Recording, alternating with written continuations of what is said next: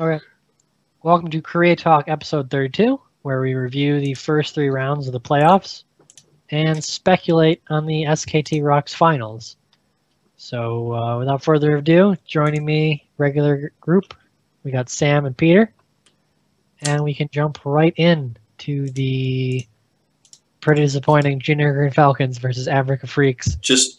Best of 3. Oh yes, and Sam. Just before we start, the key word this week, this is a new theme we're doing. The key word this week is sandbagging, because honestly, it feels like we're about to become an inferior region and just go, oh well, they were just sandbagging in that game, or oh that's well I think they were sandbagging in that game.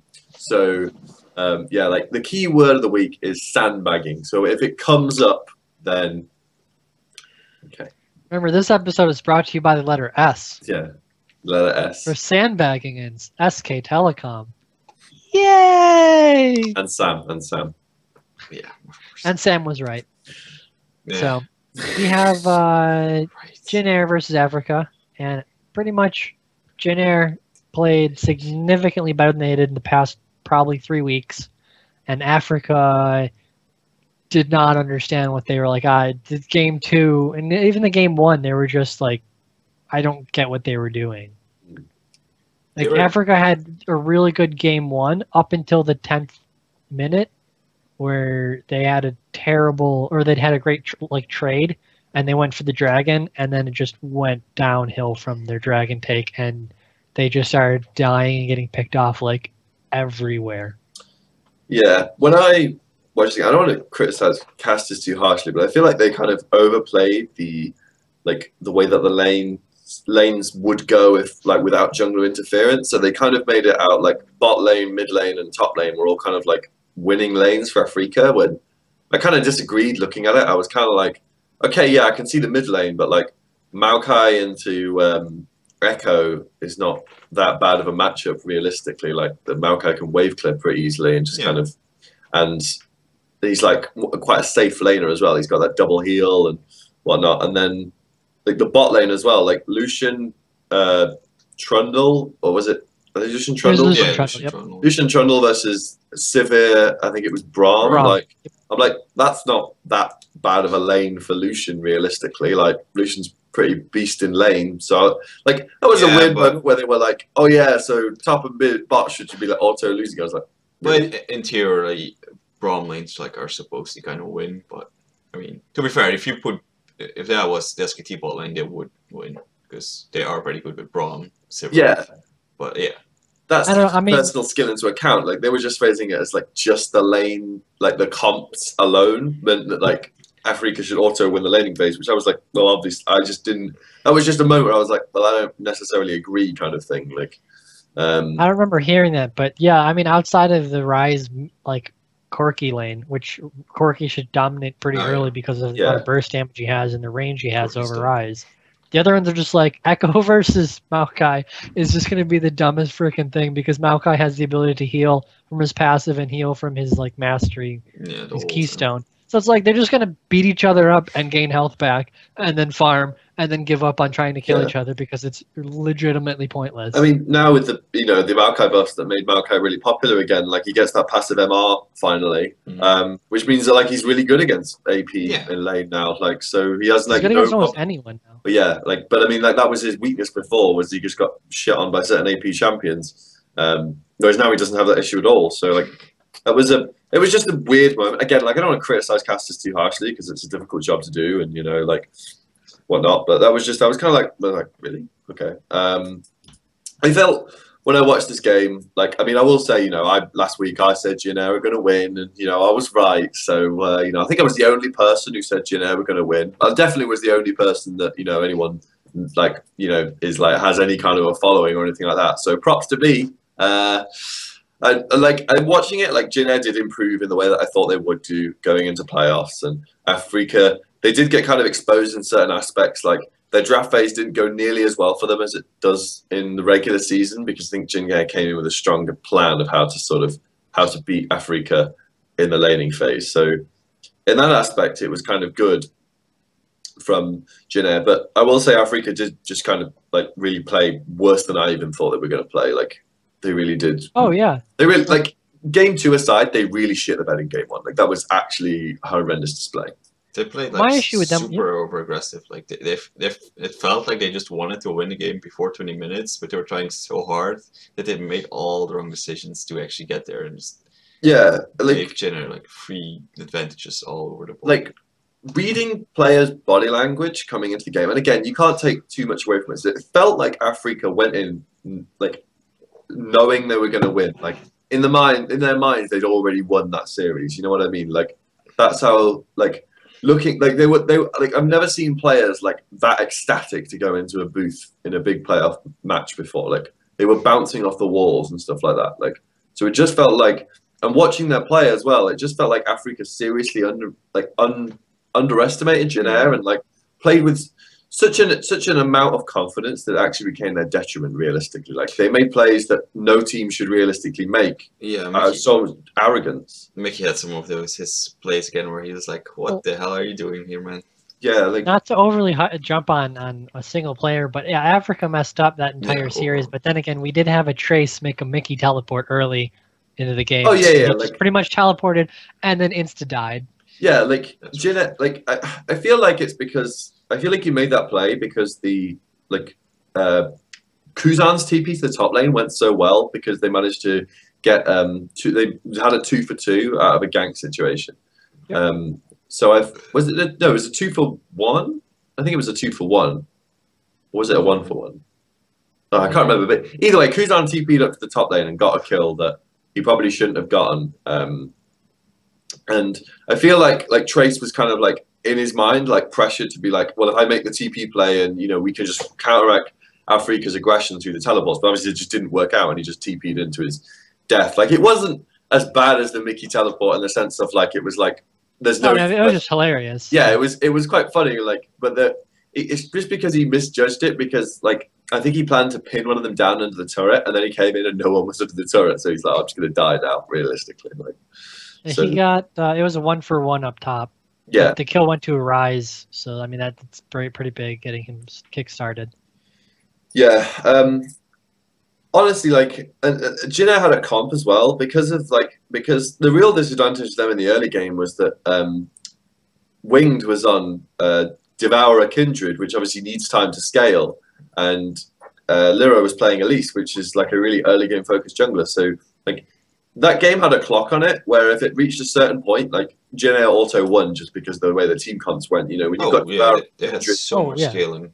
Yeah, Devour Kindred and Rise versus like Rise, Maokai, and the I mean Trundle does so much late game. Yeah, like versus like Corki and at least like there's no way that's going to kind of work out for you past a certain stage realistically. So I have one thing about this method. I think Korea it's very clear. You cannot ever let a team allow Maokai and Trundle. You're supposed to have either one of them so you can counteract the other one, not have both, because at that point you just have a Maokai who's like unkillable, and then if a Trundle you make your tank even worse. Like it's stupid the way that works. And then I mean in that comp, if you ever get late game, you rely on Sangyu to actually carry you because he's the only fucking physical damage dealer.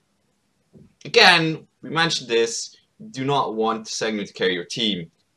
He's bad. You have the same issue in game 2 there, where it's pretty much an all-in on Sangyu. Oh yeah, that was even worse. You have Gragas, Nidalee, Alistair, Lulu supporting Sangyu. I mean, at least it was Sivir, so there's a chance he just has to right-click. But it's still a lot to put onto one person who's not the greatest player on the team. Like I feel like that was.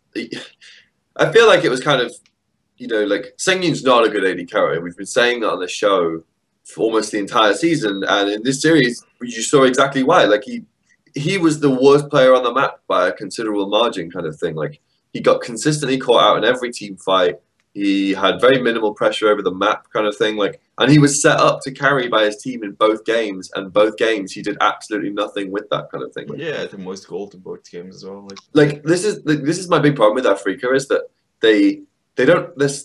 their star player, as in the one that is meant to carry them every game, isn't a good player, so can't do it reliably, which is what holds them back as a team realistically. Like you look down their roster, like Ixu's like like a sizable top laner in the sense of like he's not anything special, but he's not anything especially bad either. He's like, you know, very, very mediocre.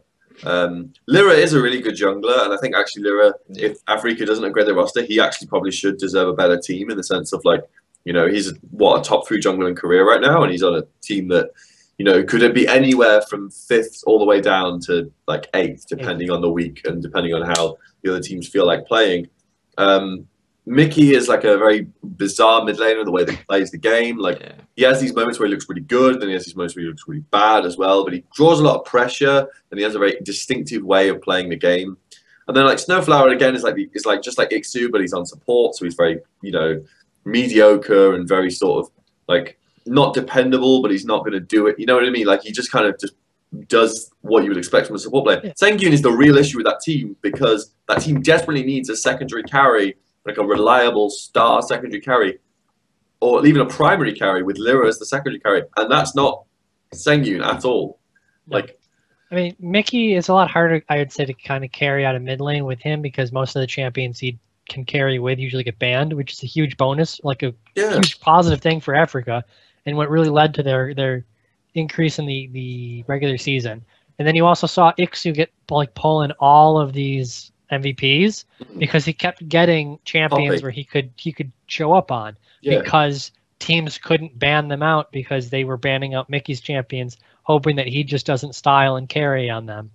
And you saw Ixu and Lyra able to really kind of abuse the fact that they got the OPs and they'd get a bit of a head, and then they were able to protect Sengyun well enough for him to do what he needed to do. But he never was like, you never saw a performance like when Bang shows a performance where his team is losing and Bang can show up and really kind of say, I'm the carry now and do it. Yeah. Sengyun has to have assistance the entire time. And like, I don't think a lot of fans realized how unique Afreeca were as a team and how they're like, they're still a lot of the like how still they are unique now, and how like this sort of mental run that they went on like in the last sort of part of the split where they won 7 out of the 8. Like, how unlikely that was in terms of like when you actually look at the numbers behind it and just sort of like the narrative going into it, how, you know, they probably should have lost a lot of those series, but like I feel like there was a lot, not luck at play, but a lot of like sort of circumstances that weren't really taken into context when people were saying that Afreeca were a better team than they actually were, kind of thing. I still don't actually think they're a top 5 team in Korea. I still actually, you know, but I just think they just had a rather fortuitous run, which kind of propelled them further.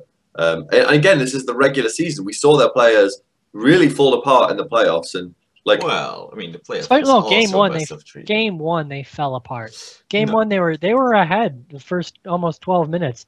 Then they took that dragon and they had a split call to like separate and then kind of retreat and then kind of attack and then retreat.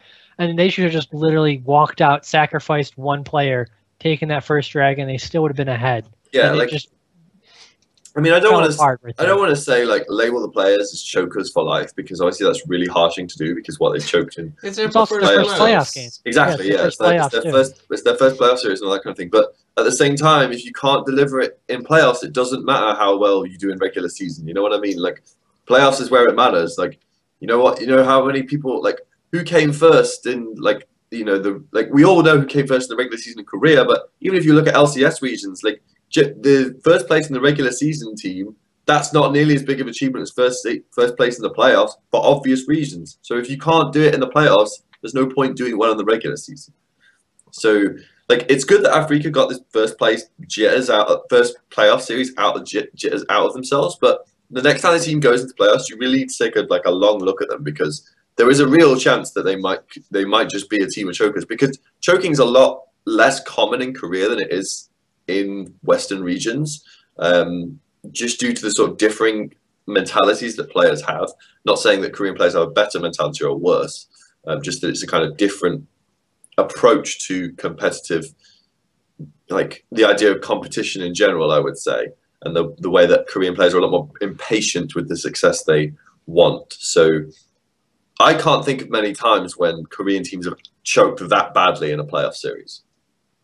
I really think you're kind of overharshing them on the choking part. Like, you can, if you just look at how like everything developed through Afreeca in the second half, it made sense how they got those wins. Like, because they got X2 on the favorable matchups, and and because Mickey got thrown off. But in this playoffs, it was more like they were already from pick and bans and from the way they were drafting. They had good drafts, but not the drafts that they ever won with. Like, that's never like that's how they lost against Rocks as well. Like, they had to comp where they relied on Sangyun to actually be an AD carry, which never happens. Like, they can, and yes, they did they overperformed because they thought that they were going to win, they needed to win, so they tried a bit harder than they used to. But that's not choking. That's just like being in a. I mean, it's slightly, but like it's just being in your mindset. Like, yeah, we have to win this. Like, so they try to overperform. Like, if they just needed to like have like someone say like take a step back, and I guess they take a breather and just relax. But in the end, like they had very little chance to, even if they were with their normal way of playing, it would have been hard to win those games, considering that they had to play against Jin Air, who just plays super slowly all the time and just lets you make the mistakes, and they never had comms that allowed them to actually win with their. But my point is the way they got a lot of these wins was through these bizarre draft phases where teams would target their like comfort picks and their sort of pocket picks out, so they would get these strong meta picks, and then using these strong meta picks, they could just sort of overpower the opponent.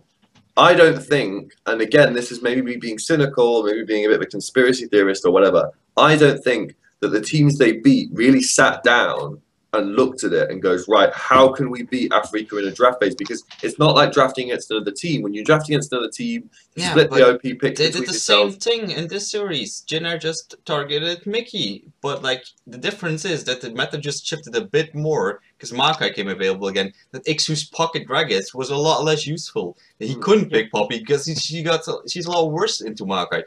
Like, you play, like, if they would have played like 2 patches ago, they probably would have won, just considering that the same thing would have happened, but they would have ended up with better champions that they are comfortable with to win the game. Because the meta that went just a little bit out of their favor, they just end up, like, you can legit see, that's why I'm talking, like, from this entire year, it's just like, with every meta change, you just see why the Afreeca and where they got improved until the meta just shifted a bit too far again. Now at the end, during the playoffs, where they just lose because the pocket drag is just doesn't work when Trace can just play Maokai, like, and they were not figuring out that they should have picked Trundle into it.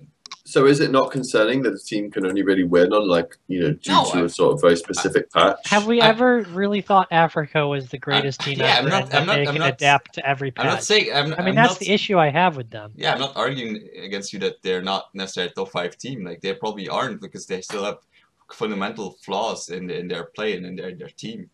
But like, it just makes sense how they lost, and I don't think it's all just.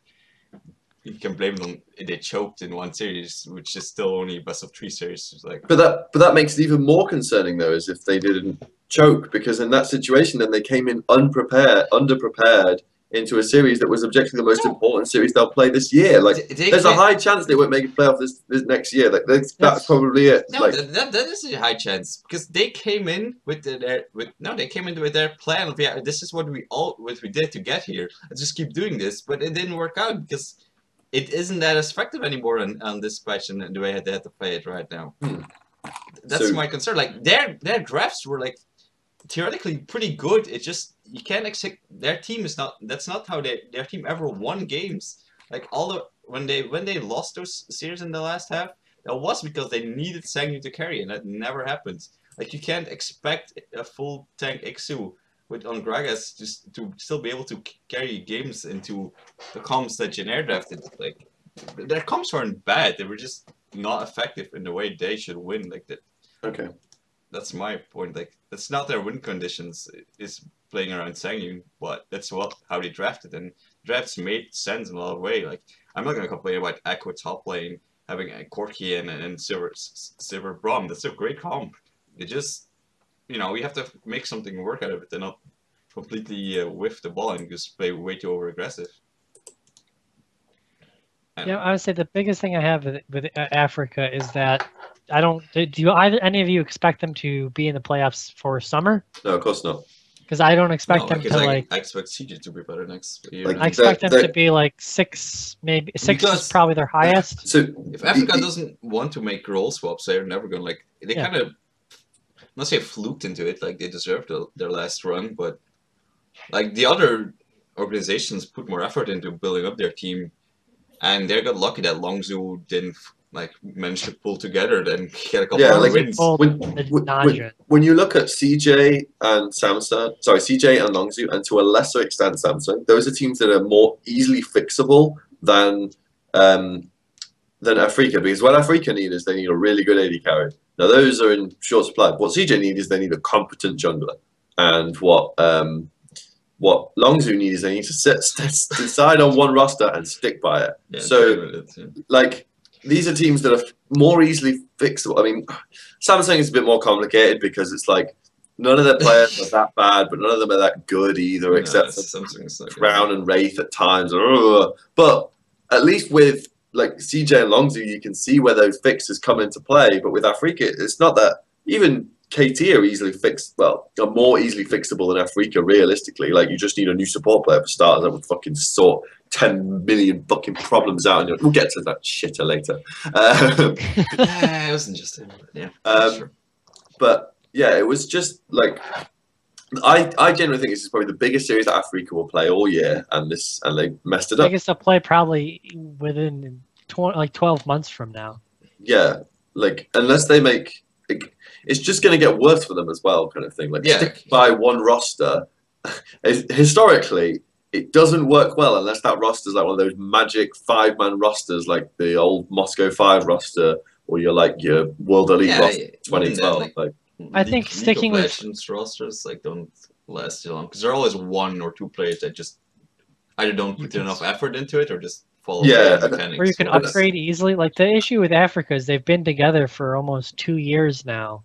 And they have, I mean, this is their peak. This is the highest they've ever been. Yeah. And they still don't look good enough to really threaten the top 4. Yeah, and like, I mean, I'm not sure. I'm not sure how it is in Korea and how much influence coaches have over the roster. You would think that they would have more than they would do in the West, but I can tell you that most rosters in the West are decided like this. So the team, like most teams, will be split down the middle in terms of like there'll be 2 players on, that are friends on one side, 2 players that are friends on the other side, and then there'll be 1 player who kind of floats between the 2. And generally, the 2 players that on one side will want to do a roster change, then they'll convince the 3rd guy who's kind of on like socially on his own that like this roster change needs to go, so he'll go along with it, and then at that point they've got a majority decision and they can make the roster change. Like, so that's how most roster changes in the West happen. Again, I'm not sure if that's the way that it happens in Korea, but unless Afreeca do something along those lines where like the more motivated players go, look, we need to change something on this team won't improve. Like, this is not one of those teams where they just need to stick it out with their same roster. They do need to change it. Like, and historically they've shown that they aren't willing to change their roster at all. Not at all. I mean, they've had pretty much the same roster since midway through the Challenger split at the start, like sort of spring last year. So you think like this was Lyra the last person they picked up? I believe so. They swapped out Bubbling for Lyra, I believe. I think it was him that was the last adjustment they've ever had. Yeah, because he came back from the LSPL, Edward Gaming 2 or Edward Gaming Junior or whatever they called the team. Edward Gaming Esports or whatever the fucking one they call it. So yeah, so I think that was the last roster change they actually made, which was a long time ago. I think he picked up sub players, but they're never going to use those sub players. So Linda Rang and what even fucking the other guy's called? And yeah, the issue too is that with the League of Legends team specifically, you can see usually within 5-6 months, they either are playing together well or it's time to find a new solution. I would say even less than that. Oh, I know it's less than that, but I mean, even because some teams like to try the whole split, and that's about 5-6 months in Western League of Legends time. Samsung White and Blue kept it over for 8 months. SKT K kept it for also like 8 months or something. Yeah, but it didn't work out well for SKTK once their roster started to go on the downhill, did it? No, exactly. But I mean, like considering what they achieved with that full roster for the majority of the time they played, so yeah, the difference that SKTK has is that they have the greatest player ever. Like, that's kind of the asterisk you put right there. He's a good band-aid fix for any of the other players' weaknesses, isn't he? As history has shown us with Marin and with Piglet and with Impact. They kind of were bad for a while, and then the meta came back in the favor of a specific player, Cough the Jungler. And it was like, oh, hey, look, almost all of their issues are fixed. Yeah, exactly. But yeah, I think Jin Air improved a lot in a lot of ways. Like, they kind of played more towards the meta. They didn't put Trace on Gangplank or anything. I mean, they did that the next series. Not yet. We didn't get there yet. But... They didn't do it in this series, at least. Pilot played better than he has done recently. He didn't play like his fucking Ash with that item that's name escapes me. Yeah, his Razed Blade. His Razed Blade.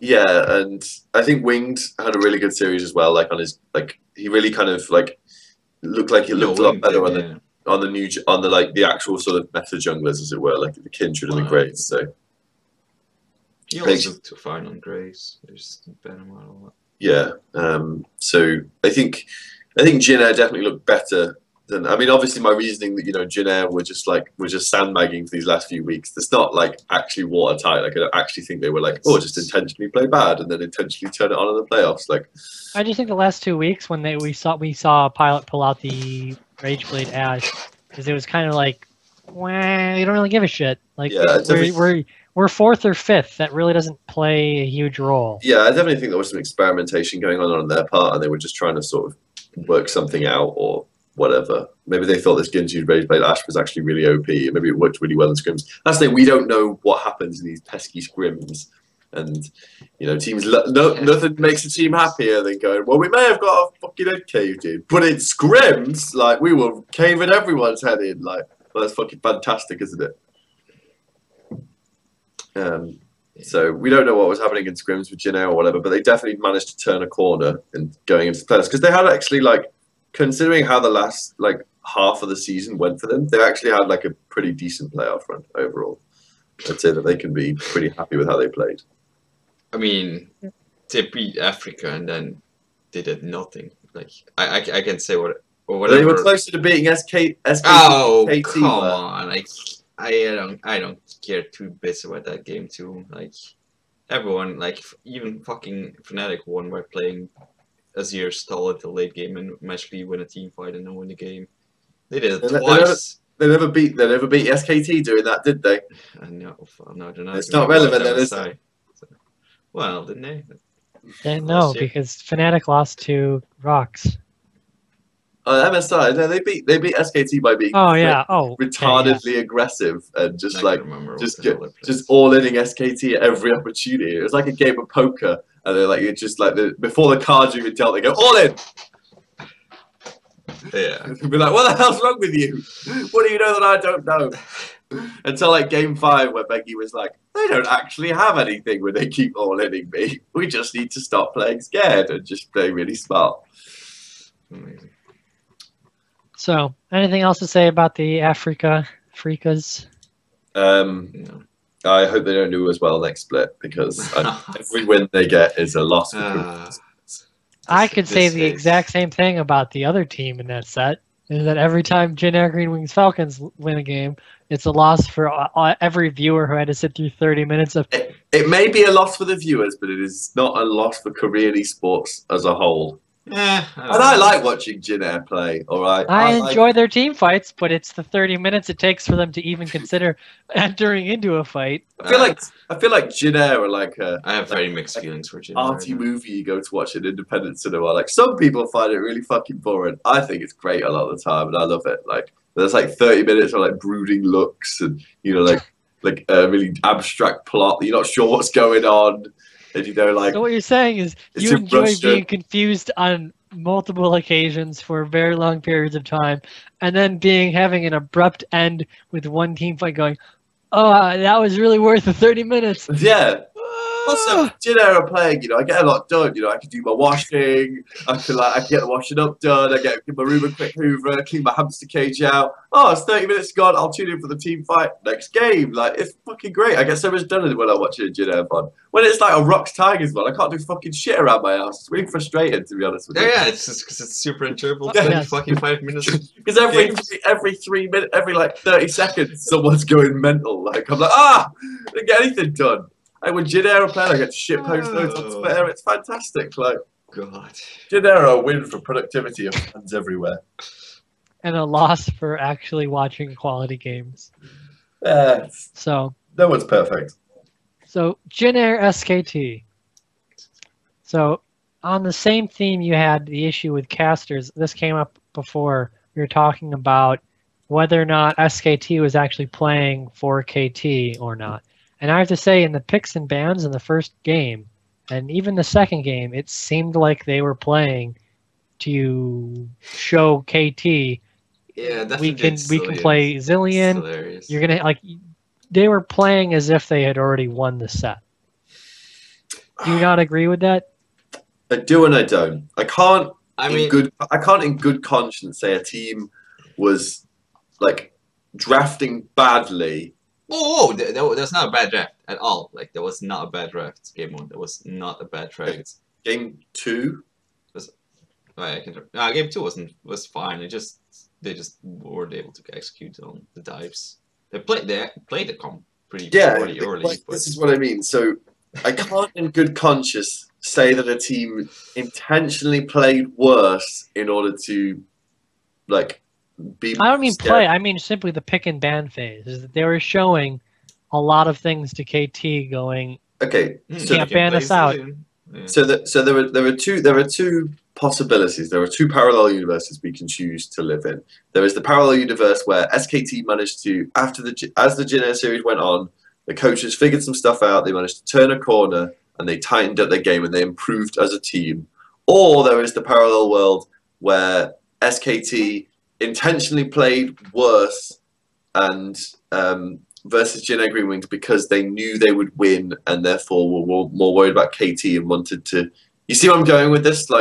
See, I wouldn't say they intentionally played worse. I would say they intentionally showed off a pick and ban phase directed to KT, not directed to Jin Air. And that them playing worse was their own inability to execute on those team comps. You saw throughout the entire series. That's bullshit because the second team comp is a staple of SKT with Alessandro and the Makai. That's nothing to do with. But they didn't execute the dives. No, that's true. But then you say it has nothing to do with their comps. That they intentionally. Okay, so what I'm saying is generally the simplest explanation is probably the correct one. Yeah, it's Occam's razor. Yes, but Occam's razor is not a great thing to live by because it's usually also wrong. Okay, I don't necessarily know. It's I know Komai. That tends to happen in Korean playoffs that they kind of mind game the next opponent a bit. You're in the gauntlet. You're running the gauntlet. Okay, so there are two opportunities you have when it comes to the depth of your players' champion pools and how you want to abuse that in the matches that count. You can either pick weird flex picks or pocket picks or pick abstract picks and try and psych the enemy into banning stuff out and whatnot. Or you can simply do what you've done all split long, play the power picks, play everything everyone knows you play, execute the game exactly the same, and then in the next game, if these pocket picks are any good, then you bust them out, and that's when you take a few rounds due to surprise kind of thing. So this idea that they were intentionally picking bizarre picks in order to get KT to ban out the bizarre picks, that's kind of insults the KT coaches. They're capable of looking at if you're capable of working out that strategy, KT coaches are definitely capable of working out that strategy. You know what I mean? I don't think it's that. I think it's them saying, "Hey, look, we can play Zillion too. You can't just leave that up because we may take it." Yeah, and then Tom Kench is something you can't ban it. We can play other supports too. Yeah, I just think that they were showing a bit. I think the SKT coaches understood they had to play 2 best-of-5s or 3 best-of-5s, and if they wanted to win everything, and that in order to, they thought the Jin Air, they probably thought, okay, we can beat them easily, so we want to start kind of showing enough that people are going to start banning things that we can work around. I think they wanted to show and practice some things as well because they hadn't actually played with the Zillion yet at that point. Yeah. But I mean, they showed enough where People be like, oh, instead of banning out the meta champions, maybe we'll ban out some of these pocket picks that they seem to have a really good play on. Just to be fair, KT actually didn't do that, Sam. Like they didn't actually give two shits about those picks. Like they just exactly. That's my point. So like, if that was a strategy, that was a terrible strategy. Well, their idea was maybe to try and get them to. Again, I don't think if they really styled on Jin Air with the Zillion or the Tom Kent, which they really didn't, maybe that would be enough to draw a ban and get them to a comp where they knew they could play around it. It just doesn't seem logical to me. That's all. I get where the argument comes from. It just doesn't seem logical. I just think that's people who want to imagine SK Team are a better team than they are, giving them more credit than they deserve, realistically. I always think it's brought up in the cast.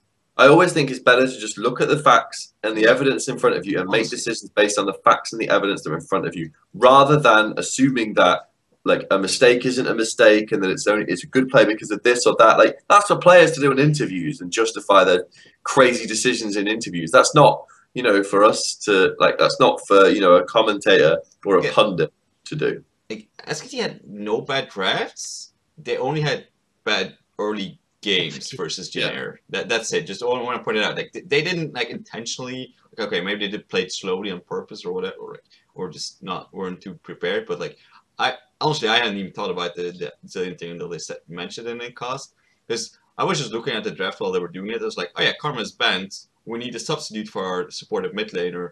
Fuck Lulu because she's nerfed and we don't want to play her. Why not play Zillion? I was like, oh yeah, that's fucking great. Yeah, exactly. So it makes sense that SKT would play Zillion in the way that they've been playing Karma and stuff like that. Zillion also fits their current style they want, which is to protect the Bang comps and allow him, or protect the ADC comps and really kind of build around Bang. It all suits them perfectly. So I don't believe I have to think like they were trying to convince KT that their Zillion's like a threat and they should ban it over banning the Karma or whatever, because obviously that's not going to work, because either you're really, really good with the Zillion and like they were always going to be better with the Karma than they were with the Zillion. They've been practicing it for a lot longer. Like Karma's a better pick than Zillion. Like, yeah, I don't know. I agree, but again, it was just a very interesting point that was brought up for both Game 1 and Game 2 of the series. It was an interesting point. I just didn't agree with it. That was all. But I don't get it for Game 2, because Game 2 is like such a pure like Faker's Summoner has been a thing like for the whole split pretty much, like that they want to play against. They just really for some reason did not want to dive or didn't do it very well pre 20 minutes, which was mind-boggling. Considering you were playing versus Zero, which you want to win early and hard. And when you think about gauntlet style playoffs, there's only ever been 2 teams that have like ran the complete gauntlet and won the whole thing. And so like, and the only like the biggest time that's ever done was Nats and Shield, who beat KT Arrows and then SK Telecom in 2 days, as it were. So they won 3 best-of-5s in 3 days, and they beat KTB, KTA, and SK T1K.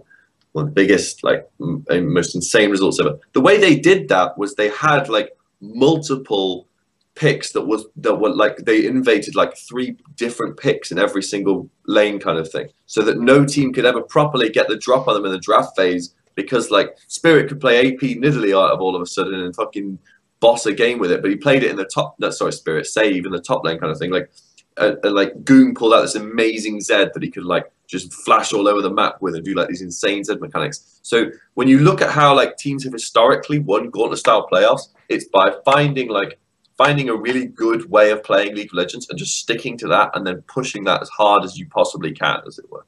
So no team in that gauntlet had an answer, despite the fact that they won like 9 games in a row with the exact same style of play. The only time they ever lost a game was when SKT managed to innovate that Rumble pick, and the next game, ban it out, no problem, we'll just move on kind of thing. Like, so when I think, like, if I was the SKT coaches and I wanted to go, right, how are we going to win this gauntlet? Just play the best League of Legends you possibly can. There's no need to, like, all these mind games and whatnot. I think that's overthinking it realistically. So if that is what the SKT coaches tried, it didn't work in the sense of, like, KT didn't bite, Rock certainly won't bite, so it didn't affect the way it's going to go. And like they won anyway. So I legit think Jin Air was just practice, like legit, because looking at how they did, like almost every game was a different kind of comp. I mean, pretty still central around how they play with Blank and Bang, but like they kind of switched around their mid lane or top lane picks to see what they could do and what they could get away with. Like I can understand the argument that Jin Air were like practice for SKT and they maybe didn't take it as seriously as they took KT. I can understand that argument, but even then, that doesn't do enough for me to explain those early games from SKT, which were I don't know. I don't know about that either. Like that, I just like they were way better than versus KT, and I'm kind of trying to think it's something to do with the jungle because like I know like versus Jin Air, the Blank was just having a lot of issues getting something done, but Wink was never doing anything with his lead. That's the only thing I like was always notable. Like Jin Air did nothing that whole series except just just play the game a bit, but they specifically that game 3. They didn't actively look to win, but Wink was always somehow being annoying versus Blank, but he was never like capitalizing on his lead in the early game versus Blank. So at the end, like they never won. But I did notice that what I thought was either like it was some poor double TP plays, and you had Blank not ever getting ahead because he was almost always behind on Wings. Which versus KT, like Blank was like ahead most of the games, which is weird. I mean, game 2 was just random, like that he fucking walked into Score. I mean, Score walked into him and then just died for his spot, which was like, there was some like I want to rewatch both series just to see how the jungle difference because I kind of feel that might be an explanation or just SKT like a bit at least learning from their mistakes versus Jin Air in the early game and stepping up there. Like, I don't know how much it was about not wanting to play a very aggressive versus Jin Air or not. Like I'm not gonna. I just think they didn't play too great early, and I think they wanted to. But talking about picks and stuff, I do feel like that was practice for Jin Air, but why they didn't play so well early game, that I don't have any fucking explanation for, other than again like Wink got into Blank pretty well.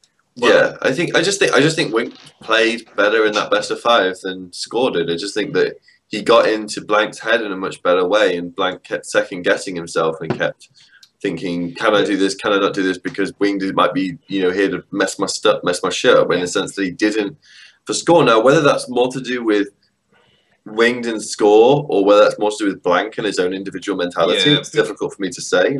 But in game 3 of versus KT, it showed more confidence in Blank. The fact that he was willing to fight Score, which was playing great. It's not necessarily something I want to do. He was kind of losing, but he was aggressively going through the smoke screen. Like he seemed more confident in his own play or in his team follow-up in a way. Which I mean, they won like that engagement out of it because he was being so aggressive and then scored like hit that dragon and whatever what else happened in that entire fight. Like I know, like a lot can just have happened with Coma being because you also saw his reaction, Coma, when he entered the boot after KT. Like he immediately went to Blank from all the players because you feel like he's trying his best to make sure that Blank steps up in the games and. Yeah, because he's the big X of that team because he's the only rookie on that team. Like he's the only one without 2 years of experience or something retarded. Like I think Duke's been a pro gamer for about 5 years at this point. Yeah, like Duke's been a pro. Yeah, like when you look at how much experience that team has, Duke's been a pro gamer for like 5 years because he was a StarCraft Brood War professional. Fake has been a pro gamer at least 3 years now. Bang for about 3 years. Wolf for about 3 years, realistically. Wolfie, I think even 4 years for Wolf. Like it's like the only one who's not fucking drowning in experience is Blank kind of thing. He's the one that really needs your help as a coach. You know what I mean? Like, so it makes sense that he would do that. Well, we're still on Jin Air. We'll get to KT in a minute. But is there anything else about the games beside like that you guys want to talk about? I mean, the game 1, they had a pretty stupid full tower dive top lane. They almost got aced. Jin Air is just a big disappointment, realistically. Because there were times in the regular season where they looked great, and now they just look like they regressed back to. Because there were times early on when they were winning games, like just use that sort of like way out till hyper late game, and then just kind of like steal the win out of nowhere kind of thing. And it was it was working for them because they were getting wins, but it wasn't like that convincing. But then there were times like where they were legitimately like great throughout the entire game and just straight up just won games, you know what I mean? Like this whole Jin Air team fights late, it was a true thing, but it wasn't always a constant. There were times where they just won games straight off straight out. Well, the late game thing was that was more one of with the things GBM. Yeah. I mean, even before that, or even during this year, Trace really kind of was able to innovate the GP, the Graves top lane. He was able to really do a lot top lane. Yeah. And it seems like they have truly gone back to getting ready for summer season, where it's going to be pretty disappointing, where they're going to beat the lower teams that they should beat and try and drag out games forever against teams that are better than them and not really do anything. Yeah, it's also sad to see like that they didn't try to fight SKT in a picky ban phase. Like they just constantly picked Sivir and Maokai, and they're like, yeah, okay, you won game 2, but let's be realistically, even if they thought they like deserved that win, like or like did much to actually win that game, it's like, come on, like why would you keep giving them those tools to keep engaging on you the whole time? Like that Sivir and Maokai is so good to constantly engage. Like Bang was let's just casually throwing an outside every time he saw an opportunity, because with the CDR or with Essence Reaver you can do it so much easier. And like I don't see why they never try to like just like, oh, maybe we should ban the Maokai or pick it ourselves, or they constantly went for like the same drafts. That was just very annoying. Yeah, I'm very surprised with the Maokai pick that they didn't try and go after that more. But they only had 3 people that played different champions. Like Blank played Graves once and Kindred 3 times. Wolf played Alistair twice and Tom Kench twice, and then Faker was like the only person that changed his champion over multiple times. He played 4 different champions. Bang and Duke were the same person every time, and it was just very shocking that, considering how well Trace did on Maokai in the previous games against Afreeca, they kind of just let Duke have Maokai. Yeah, like just, what are you doing? I just think SKT plays more stress on the Maokai than any other champion, because you saw it in the KT games as well, where I think Sunday played like Nautilus and Fizz. It's just so good. Like you have to realize, like, it's so hard to counter it right now, because it gives you everything you want from a top laner, and it's almost uncounterable in lane. Like there's no one that you can say, oh yeah, I'll just pick this into Maokai and win lane. No, because Maokai just, you can't get him out of lane. Like there's so much to sustain. He's so tanky. Yeah, with the the Grasp of the Undying and his passive, it's really incredibly difficult to try and bully a Maokai out of lane. The one thing that could potentially beat a Maokai is a non-tank champion. But then the enemy team is picking non-tank champion, which is good for you in the first place, because you won a fucking tank champion on your top laner. So like, yeah, that I got it up. Annoyed me with. Like at least they somehow like were. That's what I liked about their draft for Skitty. Then like they knew like, all right, let's play Turtle into it, because you can kind of force it out. You still have those early leads. You can still early game win for Sim, because you have the subjugate and you don't have QSS as your first item as Maokai. So that kind of makes sense. Then you can still kind of bully with it, but it's still a useful champion anyway. They just got rolled over too fast, Skitty, to have the Maokai be useful. But it's hard. Well, I think this week in the finals we'll probably see if there's a one player that can beat the Maokai on a carry champion. Yeah, it might be Smeb. It might definitely be. But I mean, the only really interesting, like entertaining game of the Jin Air SKT series was definitely Game 3, where I like Game 4 too. SKT just went mental, and Jin Air, like I think that's the epitome of the whole series, is that Jin Air didn't understand what they were picking into. And they picked 2 hyper scaling lanes with limited wave clear into a team that pretty much had 3 lanes of wave clear. Wave clear and pushing. And then just got their shit pushed in. Yeah. Jin Air for me, just like, I guess it was inevitable when you think about Jin Air as a team and whatnot. But there were moments I thought they were genuinely gonna, make the finals and stuff like that kind of thing. Sure, but the regular season was great up until like week 9. But this is my point, is that considering how Jin Air looked in the last 3 weeks of their regular season, their playoff isn't a disappointment, and you can't be too harsh on them about it, because they did look better in the playoffs than they did in the regular season. I don't think it was a disappointment. I expect them to get destroyed by SKT, but like, I don't think they like.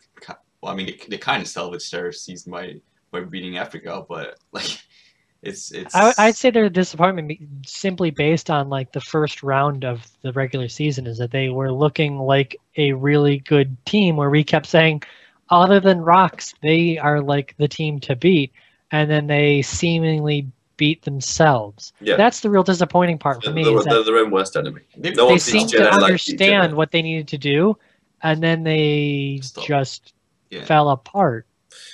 Yeah, it's a mystery, but you know. That's why Jin Air keeps being such a annoyance for me, because they, unless they had that small time at Trace, like kind of took the leads. Like they don't seem to have a good identity in who's their star players and who are going to win the game. But it's not like they don't have the pieces there, like Kuzan and Wayne. They feel like broken players that don't seem to want to. Yeah, it's the biggest issue I see is specifically if I was going to say carry roles, it doesn't want or doesn't seemingly want to carry. It's Pilot. Yeah, Pilot. Yeah, that's definitely something. Pilot seems to play like the worst kind of cleanup AD carry. But they can't hesitate and auto attack briefly. There's no one they can get that's going to be better than him that they can get for next split, though. I don't think there's anyone that they could get better, but if they just got someone else and just kind of rotated them, regardless of how good they were, to at least try and get Pilot to get more motivated or try to be more proactive in the game, I think that's a positive. But it's not a problem with his motivation. He plays quite a lot. I mean, it's not motivation, but he just doesn't seem to step up. He doesn't seem to go in for the auto attack. It's gonna kill. I guess it's because in his mind he's not that kind of player too. But I mean, then we're at the same issue Jin Air had when GBM was still on the team, where you just have Chaser who's going to make plays, and everyone else is like. But this is my point: is the Jin Air shortcoming is not due to like a specific player or something like that. It's just due to something to do with the roster and the way it functions. Yeah, that's one of my I can agree with that. They have no good force identity that drives them. It's a systematic issue of Jin Air, and their entire time they've been a League of Legends organization. It's like they just do stuff like this. Yep. You know, they're always on the cusp where they could be a really great team. It's like somewhat like their coaching staff has to realize that they need to like force some players to be more of a leader. Like, because it's fine. Like their players are not bad. It's just. It seemed like Trace had that down for at least the first part of the season, where he seemed to be the leader. Exactly. He seemed to really lead the team. They managed the only time when they look good. That's why when I wrote my awards article, I said Jin Air coaching staff was the third best coaching staff of the year, because when you look at some of the results they managed to get and some of the ways they played League of Legends and stuff like that, it was really, really impressive. Like, and over the course of the split, I have no problem in saying they were the third best coaching staff, there, because when you're the coach of SKT or when you're the coach of KT, that's the result that KT and SKT got this year. That's the expected. That's the bare minimum you're going for there, realistically. Like, I still think SKT coaches did a lot, considering they have to work with a rookie. Well, a new player. That was a self-inflicted rookie problem. I don't think that's that big of an issue. They stick with Bengy, they would lose. Yeah, but that's every year they've had a new fucking rookie jungler. Like, why don't you just work hard and keep it your rookie jungler? I would say SK Telecom, if they didn't get second place or higher, that would have been a disappointment. Yeah, well, this is what. Yes, it would have, but I still think that's what shows how good their coaching staff is. How I don't think it's the coaching staff. SKT coaching staff are expected to be really good. Yeah. Like, if you, the SKT coaching staff are really great. Okay, water's wet. Like, they should be worse than they should be below. No, it's harder. It's harder for them. It's harder for them to really show and say like they were clearly the best this year. It's the same thing with if you look at the LoL esports ones, where they gave first place coaching staff to Immortals for the regular season, and then the playoffs came and Immortals did not understand the meta. It's like, no, the number one coaching staff was definitely CLG for the NA, because that guy had, you lose one of your star players, pretty much the face of the franchise, and you still are able to get second place regular season and then win. Like, that's how you get, because they had no expectations. Everyone's like, they're going to bomb out. So let me start again. Okay, so if like, who are the best LoL League Legends or the real sports teams to compare KT and SKT to? Probably the two most prestigious teams in the most competitive league in the world, Barcelona and Real Madrid. If Real Madrid don't top the league, everyone hates the Real Madrid coach. He's doing a fantastic job with his players. He's working really hard with those players. He's an amazing coach. He'll have won Champions League. He'll have done all these amazing stuff. He'll be getting fucking slated because he can't get the team to win. He's expected to win every single league. That's the cold hard reality of being the coach of the best team in the world. Is you're expected to win every single time. I'm not going to praise someone for doing what the bare minimum of their job is, kind of thing. Like, you know, if you're the Jin Air coaching staff, you're not expected to win the league. Like, you've got a budget of a bit of shoestring and a fucking bit of chewing gum. Like, yeah, what Jin Air coaching staff did with the reality they find themselves in is more impressive than what the SKT coaching staff did. Even though the SKT coaching staff ultimately probably are better coaching staff, and probably, you know, like, if you're giving awards out to coaching staff, I think in that moment you have to give it. You can't say, you can't say, you can't in good conscience go, SKT coaching staff nailed it out of the park again this year, absolutely dominated. When you look at their previous year, like, you look at the year they just came off the back of, this is disastrous. Like, you know, they've already lost more games than they lost in the entire of last year. We're not even halfway through. Pretty much, yeah. I mean, they didn't drop games at all. Yeah, like, the expectation is much higher. You're expected to win. You're expected, like, nothing, like, there's a saying, nothing is ever good enough when you're the top team of the coach. Doesn't matter how much you win. You will eventually start losing, and then it's not good enough. Or not winning in the same fashion, fashion you were before. Even when you're winning, if you're not dominantly crushing everybody in front of you, it's still not good enough. You're the coach of SKT, you're the coach of KT, you're expected to win LCK. So the fact, like, not winning LCK... Yeah, exactly. This speaks levels about the KT fucking coaching staff, doesn't it? My point is mostly that I don't see that generic coaching staff actually did much. I think Trace did a lot for that team.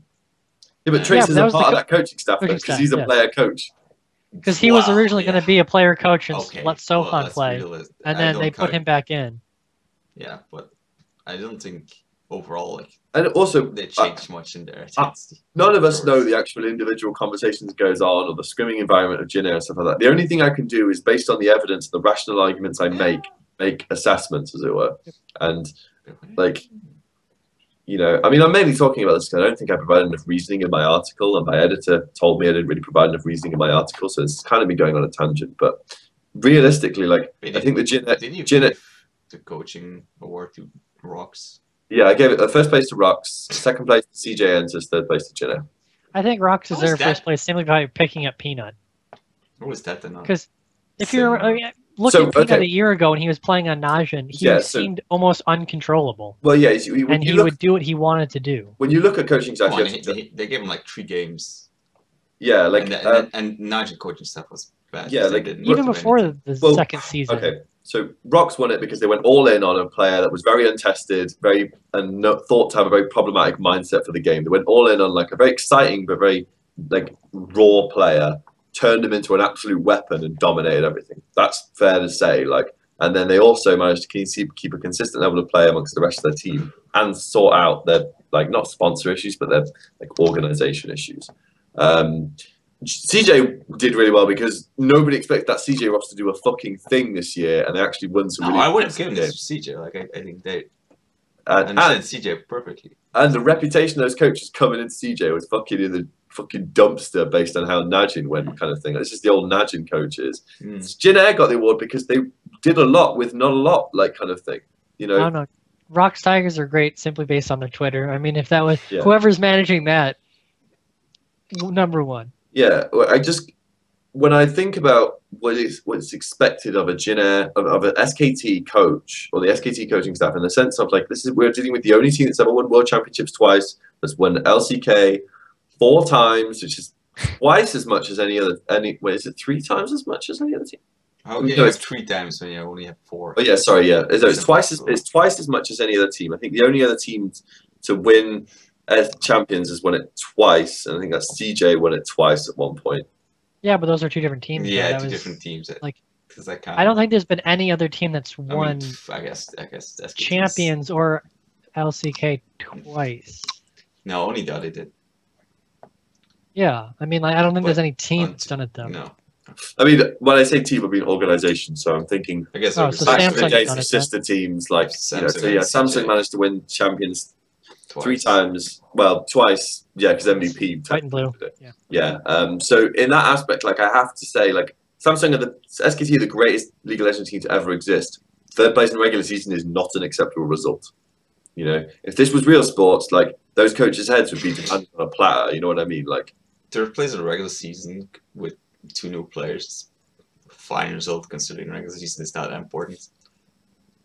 Yeah, but you are the team that has literally won everything last year, and ending the regular season did not look like you guys were going to win the championship this season, which is the issue, because once you get fans that expect you to always win, the second you do not win, regardless of how, like, you may have gotten 2nd place and may have been really close and you almost won, you did not win, and that's what will be remembered. Fandom is retarded. All we ever remember is the winners, realistically. So when you think about, like, esports, this is kind of like insanely hard to do that, right? Like, yes. Okay, yes, but you have, but you have to make SKT's done it, and that's where the expectation comes from. You have to make the comparison. Yeah, and I still don't see it, like, it's unlikely even them to beat Ross. I'm not saying the SKT coaching staff are bad. Far from it. They're probably the best in the world at what they do. But this was not a good split for them. This is not one they'll be putting on their resume. Hey, dude, if they win, I can say whatever you want. Oh, yeah, that's a good fucking split. Okay, I can guarantee this much: they won't win. There's not a chance in hell they'll win. Well, we can get there. Let's finish up SKT KT, and then we can talk about speculation for next week. So what did you got? What was your overall thought of the series? Besides, like, it was kind of disappointing to see KT struggle so much. I was glad to see SKT actually have more, like, actually using their table TPs, like, and be more aggressive. Also, I can't help it, but Bang is just a super good AD carry. Like, Jesus, like, legitimately insane. Like, like, everything he did in that series for KT was just disgusting. Like, when they just anything, like, he made, like, almost no mistakes and constantly punished anything. Like, he was never the focal point, but every time I looked at him, it was like, holy shit, he's just winning these fights on his own, 1v2 sometimes, where you're not even looking at, oh, he's just playing Sivir. Yeah, but he's fucking killing Fly alone out of nowhere just because when he tries to get, like, those, I don't know. No, I think Bang's actually disgusting. I think Smem's Smem's best player in the world. I legitimately think Bang's the best player on SKT right now. Like, and this is the only time in history where I haven't thought Faker was the best player on SKT. I'd like to put that out there, kind of thing. I never thought Marin was better or Piglet was better. Marin was never better. I genuinely exactly, like, I mean, like, I'm saying that because, like, it's always been a meme that there's always been somebody else doing really well alongside Faker, and it's been like, that player is the best player on SKT. It's not really even Faker last year Bang was playing better than Marin was, but whatever. Yeah, but my point is, this is the only time in history I can actually say that a player is playing better than Faker is on SKT. Would you say that's because of the way they're playing with Faker? I'm putting him on more supportive champions, or do you think that's just actually his play? Faker looks worse at the moment. Faker's still having issues. He still looks fine. Like, I don't think he looks that bad. Yeah, he looks fine. Yes. He looks that's not Faker, he looks under Faker level, but Faker should be like he still Faker throughout his career has been phenomenal at nearly every single opportunity. Right now, he looks fine. He looks at, like, what, 85%, 80% of his peak level. 85, 90, yeah, something like that. Yeah, when you think about, his like, Echo was pretty cool, fun though to watch though. Yeah, exactly. Like, he's still, but that game kind of fell apart. But that's again what we expect of Faker to do. Like, you know, when you're that good, you expect it to dominate every fucking game you play, kind of thing. Like, he had games where he legitimately played bad. Like, and we've had those throughout the regular season as well. He's lost games for his team, which is something he never did before.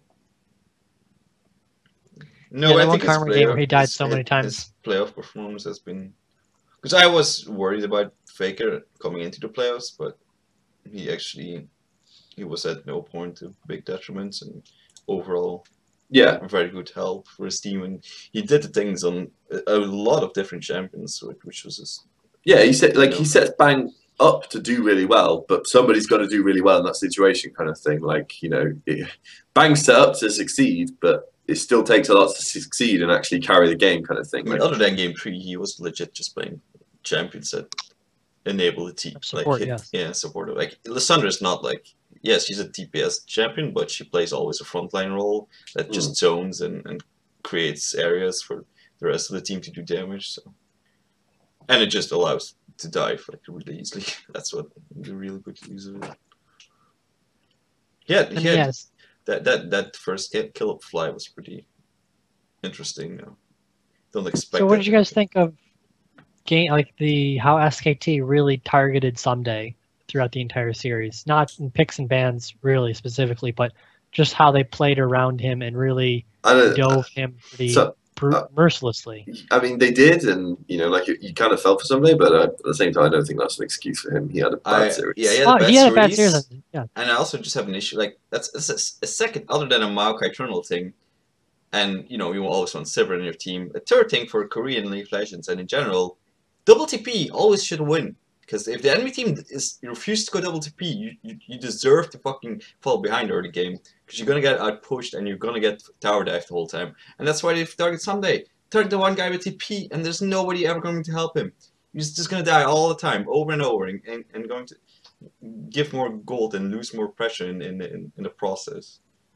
And he's hugely important for with their wins. It's him and Score really kind of carving up the early game. Yeah, and also like KT's bizarre draft priority on allowing Duke to get like a more favorable top laner every time meant that game 3 draft was like so bad. Like they literally left SKT to have a third rotation Maokai. It was like, are you for real? They already have Trundle and you let them third rotation Maokai. Yeah, I always feel like when I was watching a series, like it was like, do KT know their win conditions right now? Like their win conditions are Someday. But they weren't playing like it. So in game 1 they put him on the Fizz. Okay, where did that top lane Fizz come out from? What was the logic behind that? They know Fizz used to be a hard counter to Maokai, but like not anymore. So much change in that timing that it makes absolutely. I mean, like Papa, like they were trying to figure out what changed, and Papa was like, this changed, this changed, this. Like it's right. It's not a counter matchup anymore. Plus, you have to play Fizz as a tank. Yeah. That's never how they played the matchup when it was a counter matchup. Yeah, Fizz can't build the same items he used to be able to build, where he could build like offensive. Play the Ring King and Trinity Force, and then tank items. He used to build 2 offensive and 3 defensive. Now he builds like 4, 5 defensive. That's going to work, isn't it? Yeah, it's like, oh, I have sustain, you don't, and I have wave clear, and I don't have extra magic resist because I got buffed, and I have way more sustain than you have. Like, what do I care that you're playing Fizz? Like, yeah. Yeah, the Fizz pick was really, really weird. He did things on that Fizz pick, but there were moments where I was like, if he was on a real top laner, he could actually carry this game. Yeah. Honestly, like those things were just some good lucky flanks where he got an ult off on people that didn't see him coming, and it still didn't do enough because Duke was massive. And he got onto the back line, but there were times, just like Sam said, it was like, oh, that was pretty cool that he did that. But if he was on any other top lane champion, he could legit do the exact same thing. Yeah, and then like KT nearly managed to come back in game 1. It was probably the closest game of the series, but they messed up that dragon fight, and then it just was over. So they managed to come back through like some creative shenanigans, but they ran out of steam. Okay, team fights where SKT overpushed. I don't think at any point they were looking to actually come back. Like they were never winning a legit 5-5 team fight because Duke had the Maokai. And yeah. Okay, one issue was... Well, that was the closest game of the set. Yeah, because Duke also for some reason didn't want to build QSS that game, which was like, don't do that. He legit had as last item a giant belt and then sold it to build QSS. Oh, so yeah, like, that was so I have to build QSS because I'm playing with Trundle. I feel like that was one of those moments where Faker looked at him and was like, mate, you going to build a QSS? And he was like, oh yeah, shit. Oh yeah, that was the only reason they were actually at some point winning fights. He didn't sell the Giants belt. He built Randuin's, sold Thornmail, and then bought Right. He finished the Randuin. Right. I can't remember when he bought QSS. I just see he did it. He bought it 41 minutes into a 44-minute game. Yeah. You should have 3rd or 4th item QSS, not fucking 7th item QSS. That's not how you play against Trundle, and you know that you stop being cocky. Yeah, and I think the biggest underperformer in the series for me was Score. Like, it was not... Score doesn't show up. It's super, obvious because it's he obvious. does so much. He does so much to that team. I think overall, Someday had a pretty poor season. I don't know, maybe the meta doesn't fit him or whatever. He hasn't played great, but Score, like, the moment he doesn't play on his highest level, you just like see how KT struggles. It's very annoying. When he was playing Italy as well, like I don't know if anyone else noticed this, he landed like he kept throwing spears at Faker and Bang and kept missing like every one of them. And like, yeah, they kept dodging a lot of them and stuff like that. But there comes a point where you should probably just start landing the spear kind of thing. Like, if a player jukes 20 out of 20 of your spears, like, there becomes a point where you're like, I'm just not playing very well right now. You know what I mean? Like, and like, Score's not a player known for his mechanics, but I expect him to land more spears than now a higher spear hit ratio than like, you know, 10% or whatever it was he had kind of thing. Like once you start noticing them missing, that's kind of when you start watching more for it, and you just keep seeing a miss and miss. You can forgive a miss every so often, but usually, like, you really got to hit that, specifically with Italy now because of how that gives you the extra bonus to get in on. He was missing them in team fights and stuff like that. Like, I mean, if you consider the week before when he played Italy against SKT again, and he was really on point with it, and he was why they won team fights because he was jumping in and doing so much damage because of that. Just know that this series. He had a favorable jungle matchup in pretty much every game, and every game he failed to do anything with it.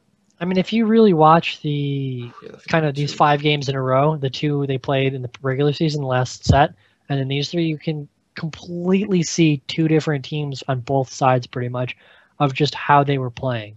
You saw the best of KT and SKT not really like, and I would say some of the worst play from Faker we saw in the past 5 games, with his karma being so far up front, and then you could see this and you could just see kind of KT deflated versus before. Yeah, it was. I'm not actually that tired, by the way. Sorry for the viewers. I just have a problem with yawning and do it chronically. I just think that it was. Yeah, like Score was the biggest underperformer in this, and he was not the reason that KT lost because he didn't play like terrible. It's just we say that because we know that he has to perform. Like we can say like nobody in the team played extremely well or did anything, but like we know like we have so much high expectations from Score, and it's a bit sad because like he didn't even play. Yeah, okay, he played a pretty bad game too. But like, and yeah, other than some spears, he didn't play very well. But there's no one to bail him out. We're not going to see the support player help him and roam and catch him back up. Like it's not like he has Peekaboo to help him in his roams, help him in his pathing, and if he falls behind, help him catch up. There is absolutely none of that. So much pressure on him, and then like none of his teammates were like they got good picks most of the time, but just. By the way, like if you look at Tigers last year, when Hojin would fall behind, they would let Hojin continue to farm, and then Gorilla would go around and make the plays on the map while Hojin was trying to catch up in CS and catch up in relevancy. Yeah. And then they could fight. And you don't have like Hachani doesn't have that ability to do that, to kind of help the team while Score gets back into the game through farm. The second he stops being proactive, the team begins to you can see the team fall apart from there. Yeah, and that's not when you don't have double TP. Yeah, that's a huge issue too. The other big issue for me with KT as well was what did Hachani actually do in the whole series? Died a lot. Like I actually can't think of a single. Like there were actually times in the game I was like, oh yeah, shit, Hachani's playing. Like he was actually invisible. I felt like he was playing Evelyn. Like he was, like he actually did nothing. The only things he did well was ult Duke in game 1, kill him twice, and then force him to buy super late QSS that never. Oh yeah, Hachani had picked Ignite 3 games in a row because Ignite is great. Ignite is awesome. I got an aneurysm from Ignite this weekend because LCS way too much Ignite, and it's just like it's okay. Lost all the games where they had Ignite as support and not exhausting. Is there a correlation? Yeah, there's a correlation because they could have won game 1 if Banner had picked Exhaust, but like, whatever. Fuck Ignite. Like, don't pick Ignite. Like, I don't get this. Exhaust is so valuable in team fights, and Ignite does almost nothing. I was legit looking that entire series. Shutting down a carry for like 3 or 4 seconds? That's not super important. like I was looking at what Hachani was doing with Ignites, and I saw how fucking useless it was. Yeah, I mean, he really didn't do. That's the issue with that. Is that Hachani he is a serviceable player, but you're not going to have. He's not going to do anything that you look at and go, "Wow, really changed a lot there." No, he's not. Just I don't think he's a serviceable player. I think he's genuinely terrible.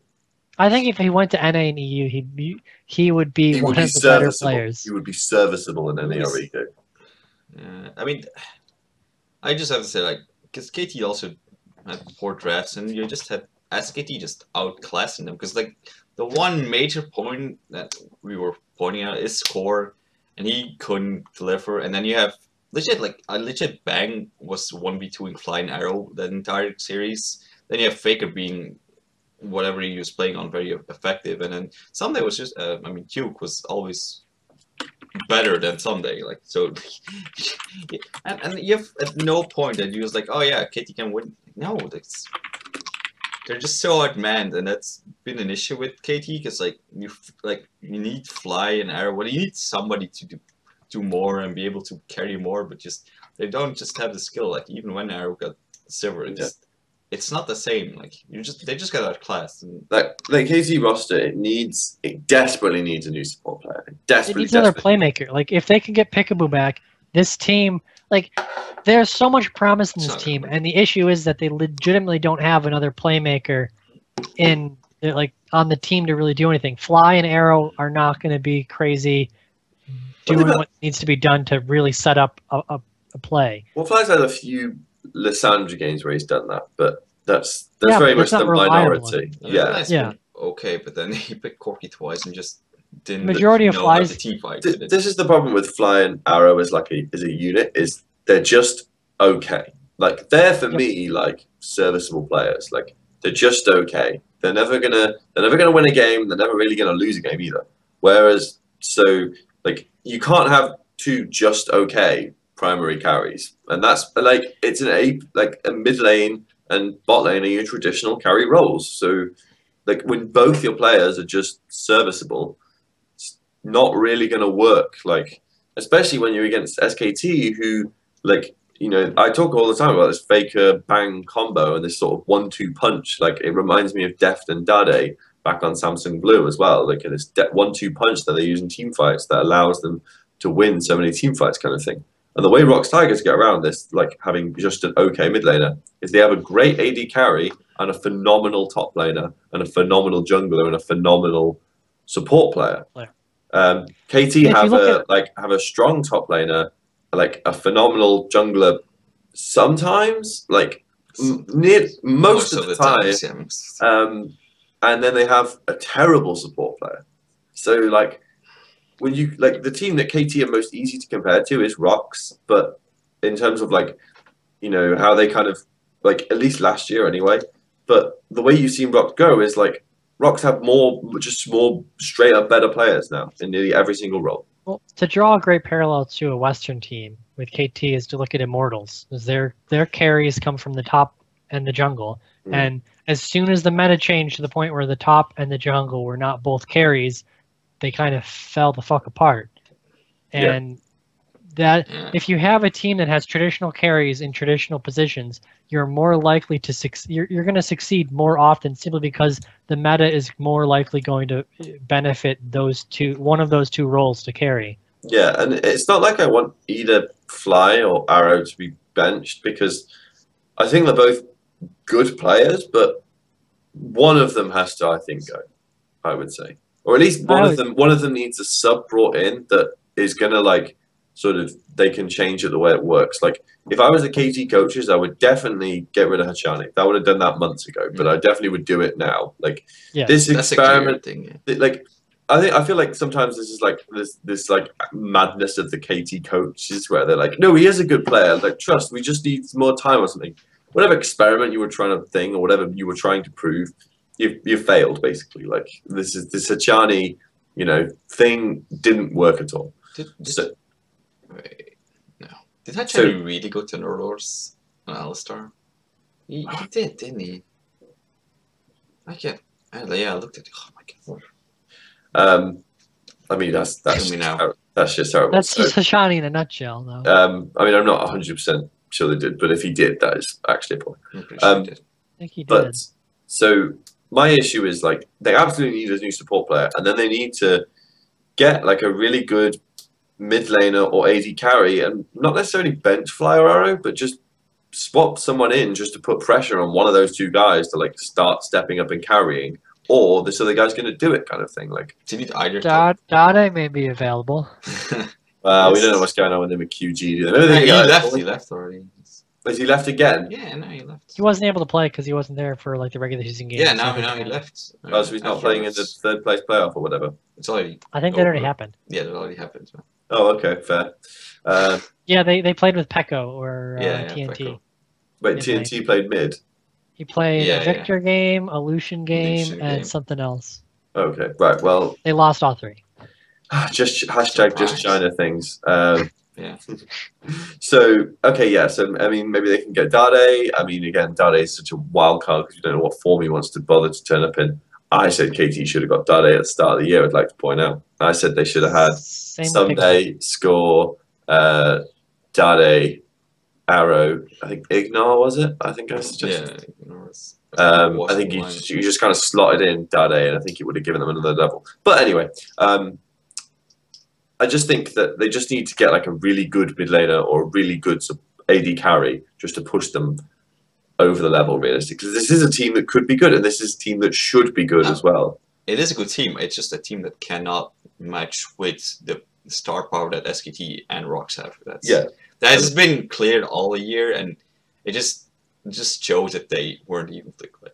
I thought they could win because SKT didn't look in form, but SKT stepped up again in their playoffs, and then they just do what you expect them to do. They are just outclassing AKT all across the board, except in jungle. Like, yeah, even fucking Sunday, because Sunday has not been having a good season, and unless somehow the meta turns the way back to top lane again, like that roster, the KT roster, doesn't have it in itself to actually compete with SKT or with Rocks. And the problem with like the very good thing about SKT as well is Duke's not the star of the team or something like that. He's not a fucking slouch on the top lane though, is he? Like he's a great tank player. He also has been a good Maokai player and stuff. You know, he's an exceptional player, like, you know, exceptionally consistent as well. And it's just his individual play. Yes, TPs can sometimes be bad. Yeah, his team he had that one random STP in the whole game. Yeah, but that game one was weird. But yeah, SKT definitely looked better than I think we've probably seen them all season looked. But I still don't think they're going to do anything in that finals.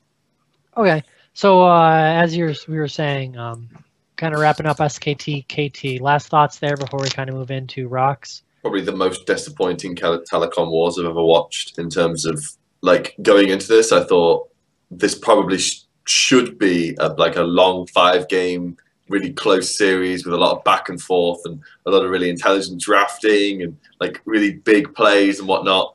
SKT just walked it in. Yeah, I did expect more of the drafting from KT. Like, I have to agree with Monte at this point. Like, you either had this one be long or you had the finals be long. And I think we're just gonna get a long finals now, or at least a more competitive finals. Like, it could still be trio. 4 games.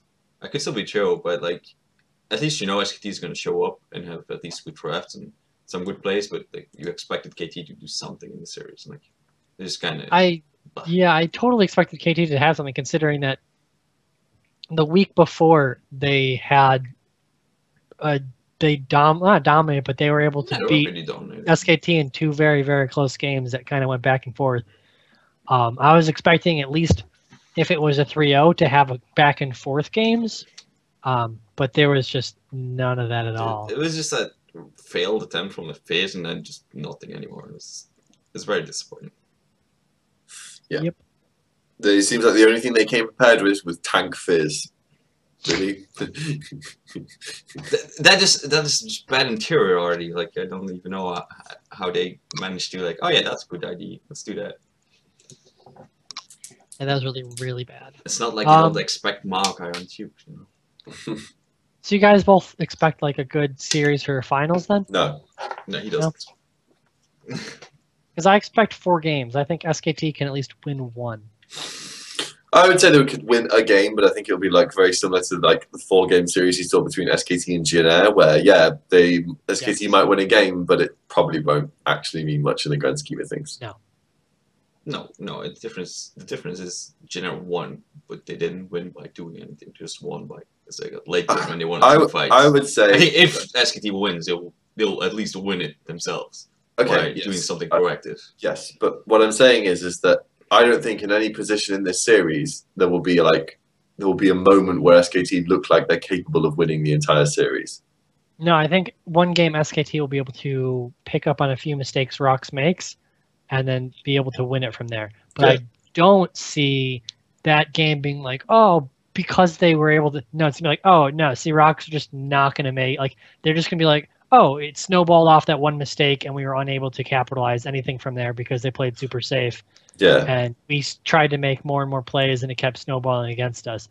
And they're not going to do that, and it's just going to be a 3-1. Yeah, for starters, the jungle matchup for Peanut versus Blank, that has historically gone terrible for Blank. It's going to be brutal. Yeah, Blanks look better and better, but Peanut's his literal worst nightmare. Peanut is the most aggressive jungler ever. And he's not going to do something where he just wanders into his jungle and then gets caught out and dies, kind of thing. Peanut's going to wander in there and kill you. Well, Peanut's going to wander in there 30 seconds before you think he's going to be in there, and then you're going to be getting a buff, and he's going to walk in, smite it away, and then murder the shit out of you and be like, ah. Peter's the kind of guy who, even if he misses a smite, doesn't give a shit because he's going to kill you anyway, kind of thing. If he misses a smite, it doesn't kill you to steal your buff. He'll kill you to steal your buff. But yeah, historically, this Blank versus Peanut matchup has not gone well at all for Blank. This is, No one seriously played against each other. Well, they've played 3 games versus each other at this point. And yes, the first game that Blank played was that. Oh, God, yeah, that game, yeah. Oh, yeah. But, and again, but they're both a very similar type of jungler in the style they want to play and stuff like that. Peanut's just a shit ton better. I don't know. Blank just wants to not die. I feel that's his plan. Blank is probably his objective is to attempt to avoid. I think it's he's kind of for the first 10 minutes more than anything else. Blank is that's going to be really hard. There's nothing that SKT can do to stop the top lane synergy between Smeb and Peanut, and if Smeb gets ahead, he will just win. Well, if Favour plays a non-TP champion, which I don't think he will, Duke is just gonna get eaten the fuck alive. Yeah, so but Kuro will absolutely play with TP in every single game.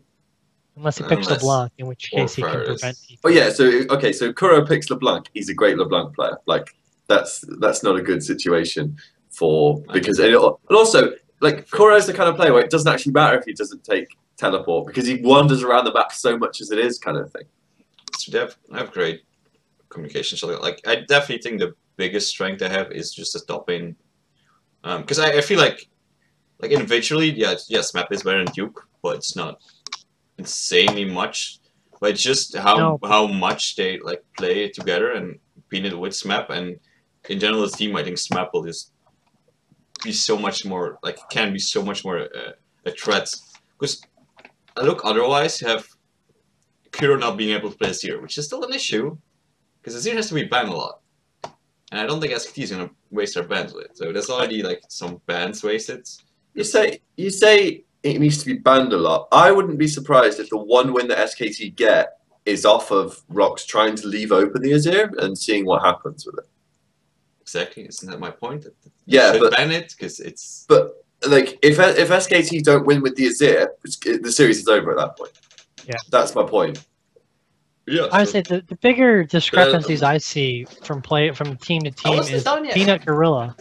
Oh, sorry. What Peanut Gorilla outmatched Blank Wolf yeah.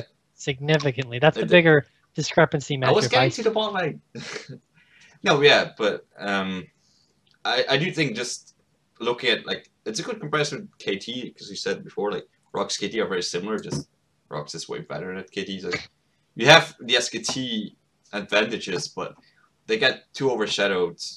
You have Bang being much better than Prey.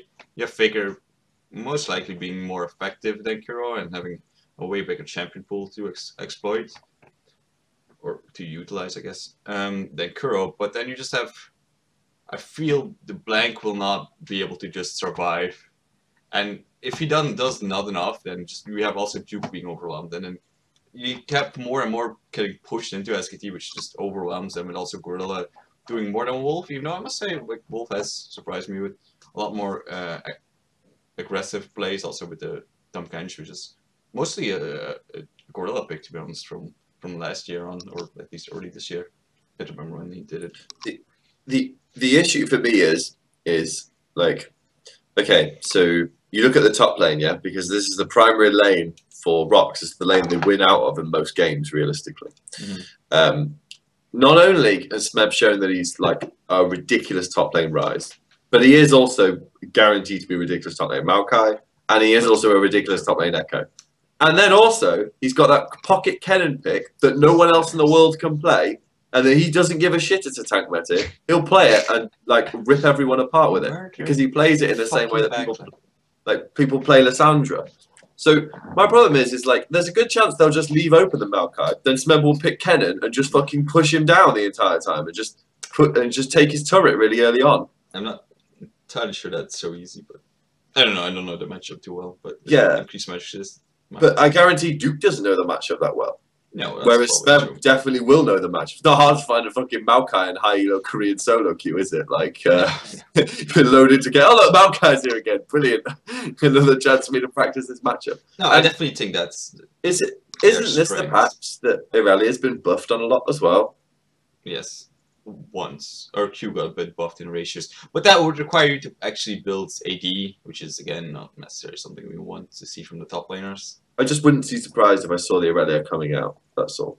I don't. Well, I would get enough like, PSTD flashbacks to last year where Smeb. Oh no! I forget. Sorry, no, it's 6.6. I really got buffed in 6.7, but the plans are still in 6.6. So no. Oh, okay, right, okay, fair.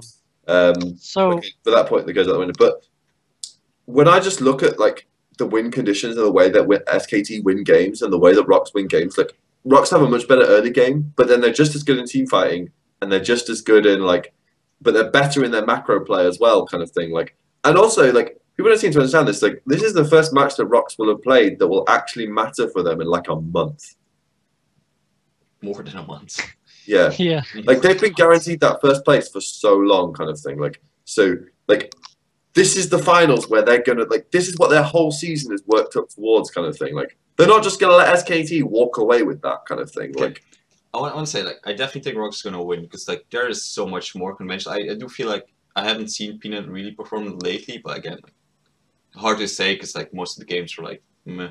They didn't care for them anyway. Like, so, plus he was never playing bad, but he wasn't playing, like, phenomenally like he was a couple of weeks earlier, which is fine. Still, it should be enough for blank, like, and you just have Smeb just being such a boss and Gorilla as well. But, like, the only way I see SKT win, like, they have that small advantage with Bang, and if for some reason Smeb gets stuck, I mean, not intentionally, but they give him too much stanks, where Duke can just kind of nullify his advantage overall, and then you also have, if SKT somehow manages to make more and aggressive and better TP plays, because that's how I see how they could win. Being earlier in the punch, in their aggressiveness, they could actually beat our Rocks. I don't think they will, because it seems hard to do that, just considering that Peanut is should be more of a threat than blank. But if SKT wins, you'll see it by being more, having a better AD carry it over. That's definitely going to be one of the things, because Bang will just be better in team fighting. Having Faker play a lot of special things, or just useful, a variety of champions, and just having good TP flanks, aggressiveness, dives, where they could maybe even put, like, the way I would do it SKT is like, fucking camp the shit out of Smeb. Don't let him ever get to a threat and make Duke be a big tank, or, well, they're mostly playing on a tank. That's the only way I see them winning it, but that's the way they could do it. Just I don't think it will. Yeah, it's just... The issue I see there with that, though, is that Duke and Blank versus Smeb and Peanut, I'm going to put towards Smeb and Peanut all the time. But what I mean with camp, it's more about using TPs and stuff. Because I know that's the issue. Like, you can't really do that with Smap because Peanut will always be there. Should be there faster and will be more impactful than Blank. But I think if you as a team work around it and play more proactively, or just avoid the matchup and say we're just gonna try to take turrets, tower dive the bot lane more. There's still two things that I don't think we've really touched on. Is that the way SKT beat Rocks previously was the Faker Kuro matchup and the imbalance it had there. But with Faker playing more and more support type champions, that he doesn't really have as much of an impact in the actual mid lane, where he has more of an impact in the side lanes and the team fights than he does. I think that is a big boon for Rocks in that Kuro is just going to be, they're just going to trade farm. They're not going to really trade kills without any kind of jungle oppression, which again, Peanut, I think I'll still take Peanut and Kuro over Faker and Blank. And the second thing is simply, you guys said synergy for the top lane. I think the Rocks Tigers have like legitimately synergy everywhere. And then they are the most comfortable team of following up whoever goes in. It doesn't matter that the other person behind them, they're going to follow up and they're going to do what needs to be done. And they're going to trust in the teammates. I didn't maybe mention that per se, but the Faker Kuro thing, like I feel like Kuro has to, like, if he doesn't pick TP, that could be an issue. That could be a huge issue, yes. Because you can trade farm, but if you have TP, then you win. Also, like, I feel like it's still like, even though you say like, yeah, he might not abuse Kuro, but I still think like in team fighting stuff he will be more effective. And I feel like he did that versus like Fly and yeah, I was thinking Fly was playing for Jin Air. Yeah, but that's usually Kuro is good. Kuro's a lot better. Like, his lane phase has not always been great. He's much better at playing for team fights. That's true. And I think that because of how the meta is, the meta just like, there's so many things this meta has that just puts the onus, the favor towards Rocks. The problem is as well is I just think this is the perfect meta for Roxin. Like, other than like, I guess you could argue there's not enough top lane carries. Like the complete lack of junglers in the complete lack of tanks in the jungle. That's Peanut down to a fucking T kind of thing. Like, that's true. And then the way that like one of the strong AD carries right now as well, Sivir, like that's a prey champion right there kind of thing. Like, he's a fucking legitimately insane Sivir player. Oh. Definitely an issue, but the Prey versus Bang is always like, you could legit see last week the differences when you put Bang on Silver, when you put Bang on Lucian, how he can abuse matchups more than like his counter opponents did. Like, yeah, Prey is good Silver, but Bang does more with the Silver and knows better how to play against the Silver. Like, yeah.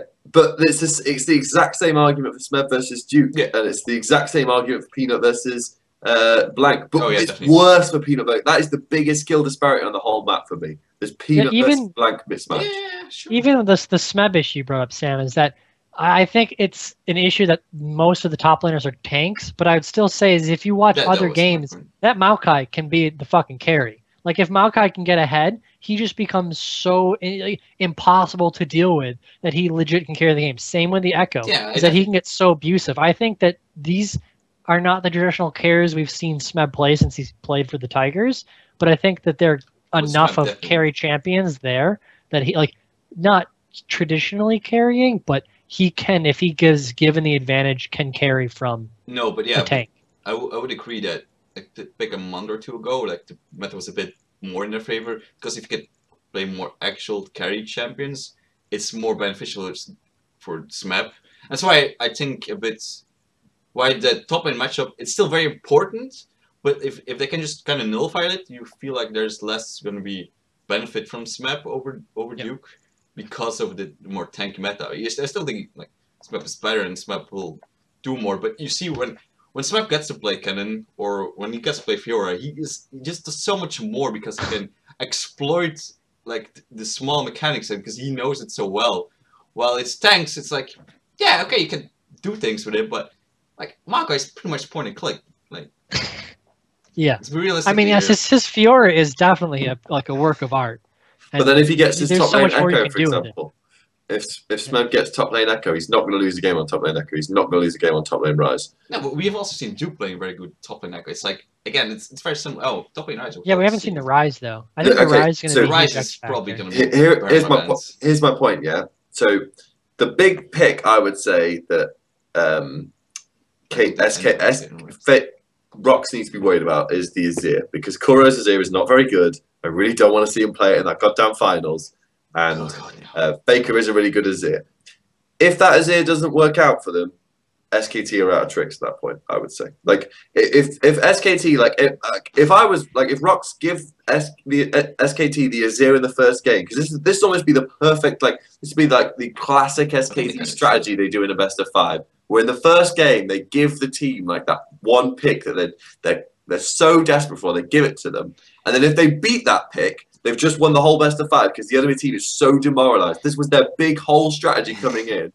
And they we've seen them do that so many times. Yeah, but I don't think SKT is the same, considering they won everything last week without playing Azir at all. Like, no, when they did play Azir. No, they didn't. They played against Jin Air. No, Jin Air played against them. Oh yeah, they maybe played one game, but... Oh, maybe I'm getting them mixed up. No, they did, dude. They played... No.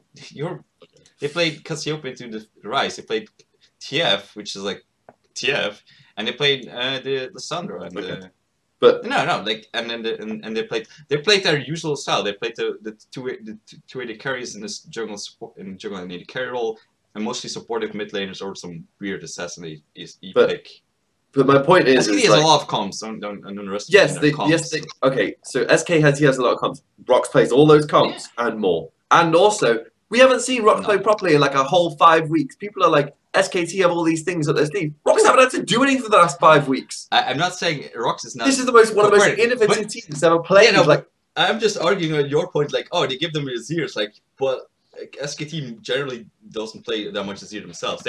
My point is they can play it and Rox cannot. But that's there are loads of champions. Yeah, of course.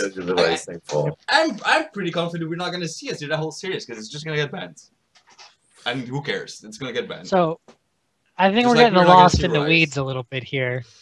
So I'm just gonna cut it off a bit because I think we're getting lost in like super tiny weeds that you can't even really see. But so do we all agree like 3-1? Do we all think it's 3-1? I just know that Sam in no reality sees Rox losing, and I'm trying to at least give. I don't think they will lose, but I want to show that there's that possibility with some points in their gameplay that SKT could win. I don't think it will, because Rox has way more advantage for them. Well, technically, there's 6 possible worlds. Each team could 3-0, each team could 3-1 each other, and each team could 3-2 each other. But the first one of SKT 3-0ing, that world doesn't exist, really. No, the 3-2s really also don't really exist. I think this is like the possible worlds are so slim that it's really just going to be like 3-1 or 3-0 Rox. I really don't think the 3-0 is as potential, but I absolutely think it's going to be. I absolutely think it's going to be 3-0. I think if Lang and play, they can control top lane and they can definitely. I think there's a really good chance for 3-1. I think 3-0 is less of a has a less of a chance of happening. I still give SKT 1 game. I think I wish I had more data points from Rox, so I could really based on how Rox have played throughout the season. Generally, their first game is the closest game in the series. In the sense, yeah, it's pretty sad. That is so I would say that the first game will probably be close, but I would still say that Rox will win, and then at that point, it will just be 2 very quick games. So I think this final won't be as one-sided as the SK finals that SKT played last year. In the terms of like the final they played versus well at the time they were GE Tigers and the final that they played versus KT, but I do think it will be pretty like one-sided overall. That is kind of what I think realistically. The most interesting thing I have to say is that the amount of games we can have for the playoffs now are between 12 and 15, and that's not even a whole week of LCK normally. Yeah, well, at least the final should be. At least you get a cool intro for it and stuff like that. So the final is going to be super hype. I just don't think it's going to be.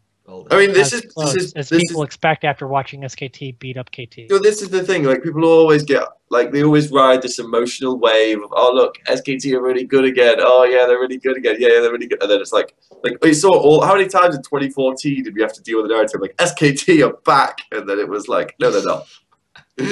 they beat Prime Optimus. People are like, SKT are back. They're just as good as they all were. Horrible group stages all the time. Yeah, but it didn't stop people though, did it? Like, yeah, I don't know why. If you think about a Western fan that just really watches them, they don't know as much about Tigers. So like if they tuned in, they'd be like, "Oh, that was the one team they beat Fnatic and then lost to SKT in the finals." And if they aren't keeping up with the current thing, like Rocks have completely changed from when they played SKT on stage last time to now, and that people know SKT a lot more because they saw them at IEM. They've seen them consistently over the past 2 years. If they don't constantly watch, if they don't constantly watch the LCK OGN, they haven't seen Rocks completely change. Yeah, and if they watch, they'll be surprised. And also, like, I mean, just to talk about it from like the narrative point of view, we've already seen SKT play internationally this year. We haven't seen, like, I want to see Peanut play internationally. Like, I want to see that so badly because I want to see Smap just beat up everybody. Oh yeah, like, but the Peanut is the player I really want to be, just because he's just gonna destroy everything, kind of thing. Like this. I think Peanut playing internationally has the potential to be as exciting and as incredible as when Faker first played internationally. Remember that Season 3 World Championships came in where Faker first played internationally, kind of thing. Like, I think the whole Ari into that was OMG. Like, no, wait, that's Orion and Gragas. The group stage game where they got like 3 turrets. No, 7 kills in like hilarious. 2 or 3 minutes. Yeah, like they killed like the OMG members like twice over by repeatedly diving them and stuff like Everyone that. was just like, oh my god. The whole time. Yeah, like hilarious. But I think this is like, I genuinely think like Peanut playing internationally kind of thing, like that's not something that any foreign jungler will be at all have ever prepped for his entire life. Like, Peanut is probably the most aggressive jungler to ever play League of Legends. Like, he has no chill button. He doesn't even know how to spell it. Like, no, he has actually no chill. Like, he just all the time like runs in there. Like, wait, you're dead again. Every time you see a picture of him, those are the eyes of a horrible sociopathic murderer. He's a serial killer, like, and he's just so excited and happy about it. Yeah, he's like laughing as he's hacking the guy's face off. Like, ha ha ha, you're dead again. Like, it's pretty good, man. I just like, yeah, SKT have done a lot of work in integrating Blank into their team and not making him a detriment to their team and stuff like that, and giving him a role and stuff like that. That doesn't help you against Peanut, realistically, kind of thing. Like, I'm gonna be really disappointed, like, if they even win. Like, So, I mean, anything else to say about this past week of games? No, I haven't actually said my topic. There was another disappointing LCK playoff, so I'll tell you that much. We've had two good best of fives. We might still get a good final. So. We've had 2 good best of fives in the history of LCK playoffs so far.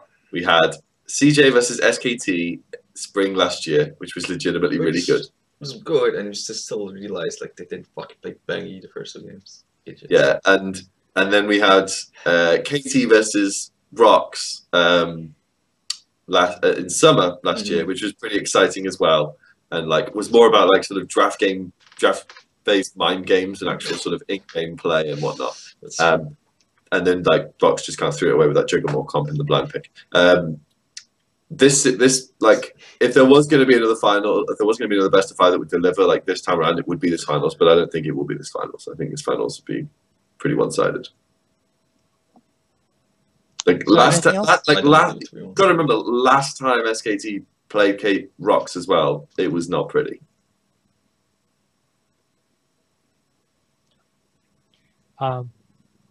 Anything else to say? Any other topics? Oh, here's another one for you as well. Just another omen. If you're a what's the word? A superstitious person. Here's why Rocks will win SK with a little bit of help from the LMS. So in the LMS this week, I'll bring it up for yourself. So last year in the LMS, the top 3 Taiwanese teams were AHQ, Flash Wolves, and Hong Kong Esports. The finals of LMS Summer was AHQ versus Hong Kong Esports. AHQ won 3-0. Now, at times Hong Kong esports were pretty good, but AHQ won 3-0. So that means AHQ got to go to Worlds. Then in the regional finals, I see where this is going to. So in the regional finals, hold on a second. Let me just bring it up. I should have prepared this beforehand, but HKE got destroyed by Flash Wolves. Yeah. So here we go. So 3-2. Flash Wolves beat out Hong Kong esports in the regional finals and guaranteed their ticket to World. Now, when you compare that to what happened in Korea last time, KT got to the finals by beating out Rocks, and then they got to the regional finals and whatever. But Tigers were the better team at World Championships, evidenced by how they won the best of 5. Now we're in a situation where Flash Wolves 3-0'd AHQ in the final for LMS. But so based on that logic, Tigers will 3-0 SKT. Based on some random number of games and teams in other regions. There is a very accurate comparison right there. In this analogy, AHQ or SKT, No sense. Flash Wolves are the Tigers, and a Hong Kong esports are KT Rolls. Oh yeah, I was following that. But sure. Okay, I'll touch on the subject. MSI. So oh yeah, I would say placements. MSI we can do next week. Yeah, but I mean MSI placements means seeding has nothing to do with Korea, because Korea is definitely going to be top 4, so they're gonna keep their pool 1 spots. But it would be interesting to see if some LCS regions lose their spot. Wait, what? Wait, you don't know what it is? How do No. you not know about this? All right, so if you're not top 4, I haven't cared about MSI yet. But it was pretty big news. Okay, if you're not top 4 at MSI, you lose. I mean, the top 4 teams at MSI will get the pool 1 seeds. So they get 3 teams. No, they get no. But you know when they do when they draft the teams for the group stages, and they have the rank 1 last year it was the rank 1 European, the rank 1 NA, the rank 1 Korean. LPL, and the rank 1 OG. Korean team all got put into their own individual groups, and then they put the rank 1 AHQ into the same group as Fnatic, so they had 2 sort of rank 1 teams in the same group. The top 4, so if Taiwan do better than NA at Worlds, then Taiwan will get their rank 1 team into that pool 1. Okay. That also counts for international wildcard teams. Oh, okay. So if an international wildcard team makes it into the top 4, then they get pool 1. The interesting is that if international wildcard team can win a game, they should be like, oh hey, yeah, there you go. I think they've got a pretty good chance of winning a game. Last time COG played a Brazilian team, but last time COG played a Brazilian team, it didn't go well for them, did it? No. But yeah, but interesting is that in the Brazilian wildcard teams, if they make it, they somehow get could get 2 teams from the same region and stuff. But, I would like it if Riot went all out and said that the top 4 teams, the top 4 regions at MSI get the 3 spots, so that LMS actually gets the chance to increase their spots from 2 to 3. Because it's criminal. They're still on 2. They're still on 2 spots. The last 2 big international tournaments, they've outperformed NA by every metric possible. They've outperformed NA, and they're still only getting 2 spots, kind of thing.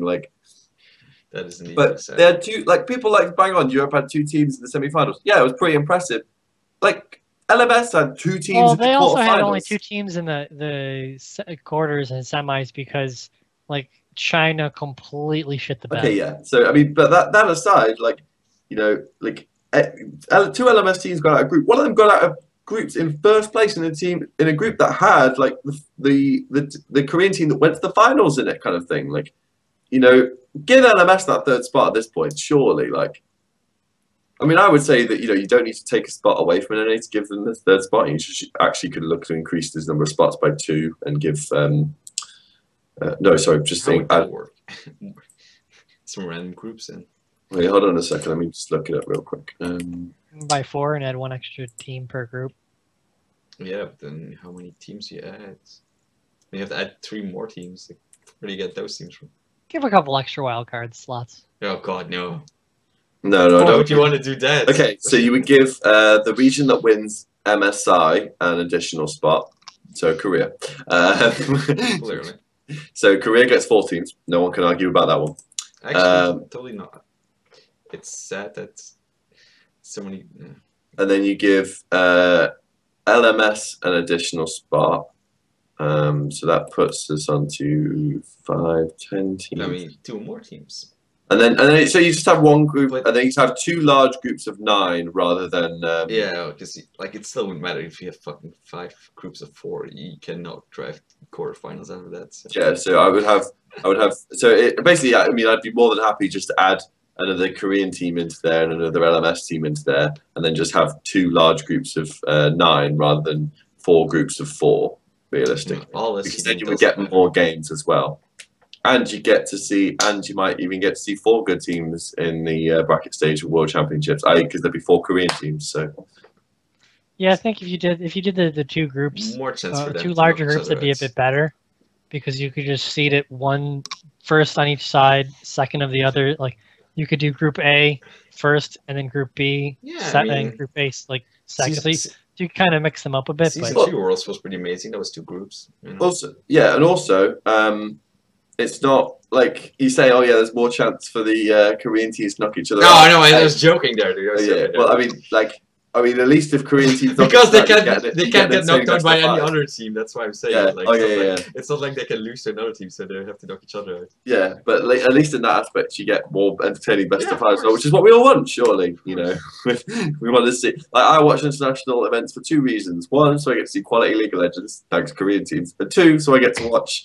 North American teams get embarrassed internationally. By anyone really. I'm not judgmental kind of thing. Like anyone will do. I love it when international wildcard teams beat NA teams, for example. That more than satisfies that urge. But before people call me anti-American, I am American, so don't dare. Yeah. I have American citizenship. Like no one ever knows this. Like, why do you have an American? How do you even have an American citizenship?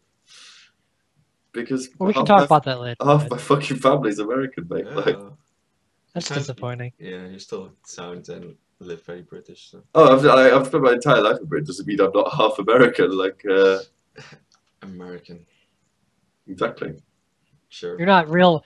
It depends where your family's from. You might not be real American. But yeah, and I mean, we can chit talk on NA and MSI teams next week when we have all of them decided. Whoa.